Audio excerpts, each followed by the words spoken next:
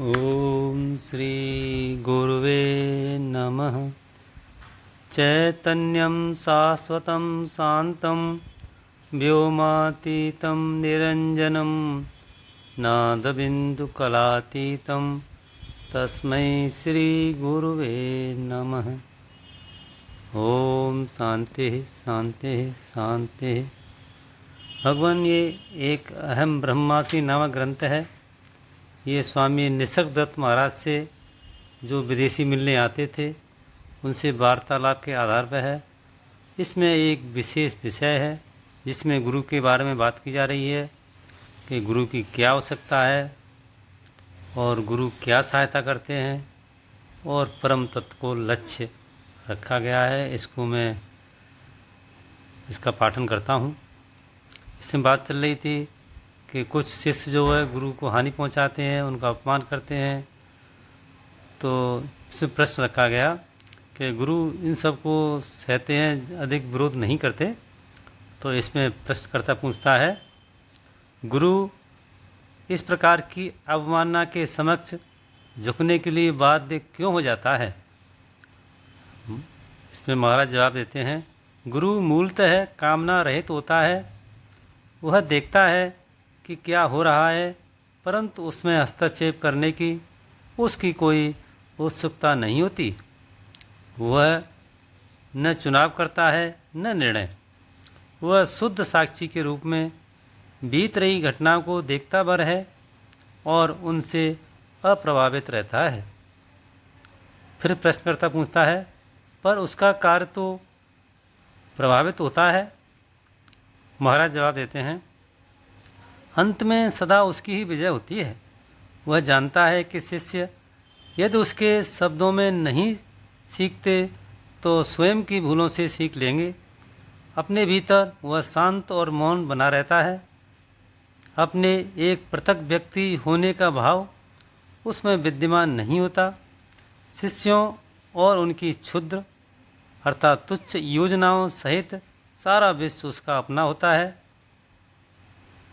क्योंकि उसका सब अपना स्वरूप ही है।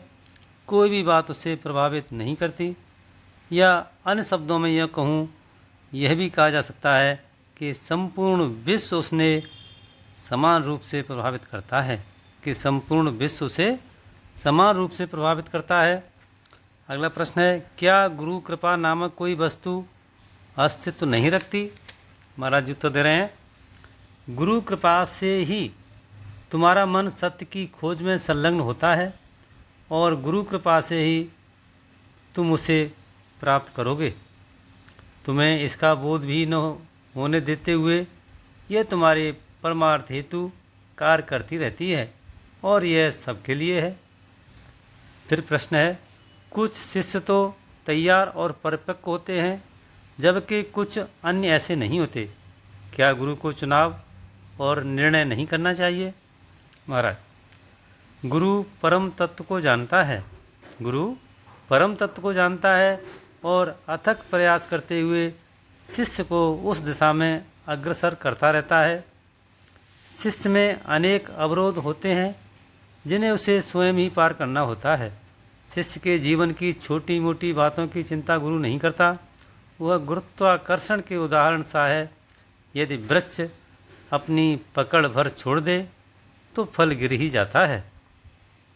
आगे प्रश्न है, यदि शिष्य लक्ष्य को न जानता हो तो उसके मार्ग के अवरोधों को वह कैसे समझ सकता है? महाराज, गुरु लक्ष्य दिखलाता है और शिष्य मार्ग के अवरोधों का पता लगाता है। गुरु किसी भी प्रकार के पक्षपात से रहित होता है, पर जिन्हें उनके अवरोधों को पार करना अभी शेष है वे पिछड़ते से प्रतीत होते हैं। वस्तुतः शिष्य गुरु से पृथक होता ही नहीं। वह भी संवेदन का वही आयाम रहित केंद्र और प्रेम की गतिविधि होता है। यह तो केवल उसकी कल्पना और कल्पित वस्तु से स्व तादात्म्य भर होते हैं जो उसे आवृत कर लेते हैं और एक व्यक्ति के रूप में ढाल लेते हैं। गुरु इस व्यक्ति के विषय में कुछ विचार नहीं करता। उसका ध्यान आंतरिक दृष्टा पर टिका रहता है। दृष्टा का कर्तव्य यही है कि व्यक्ति को समझकर उसका विलोपन अर्थात विसर्जन कर दे। यदि एक ओर से तो कृपा हो ही रही है, दूसरी ओर से यह भी आवश्यक है कि लक्ष्य के प्रति समर्पण हो। आगे प्रश्न फिर पूछा है, परंतु व्यक्ति अपना विलोपन नहीं चाहता। महाराज, व्यक्ति को बस गलतफहमी अर्थात मिसअंडरस्टैंडिंग का ही फल है। वस्तुतः ऐसी कोई भी वस्तु अस्तित्व ही नहीं रखती।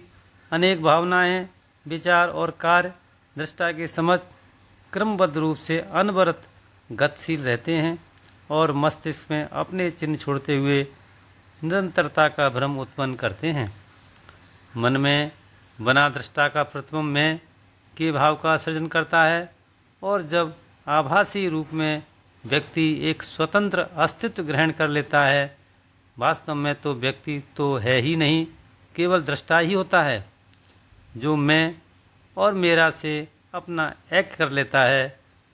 शिक्षक दृष्टा से कहता है, तुम यह नहीं हो, इस मैं हूँ रूपी छोटे से कण के सिवा, जो कि दृष्टा और उसके स्वप्न के मध्य के सेतु का कार्य करता है।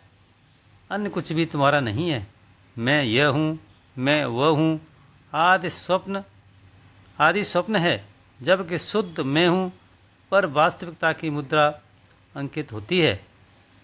तुम कितनी ही वस्तुओं के अनुभव से गुजरे, सभी खो गईं, केवल मैं हूँ का भाव निरंतर बना रहा, अपरिवर्तित। परिवर्तनशील वस्तुओं के मध्य जो अपरिवर्तनशील है, उस पर तब तक दृढ़तापूर्वक टिके रहो जब तक कि तुम उससे परे जाने में समर्थ नहीं हो जाते।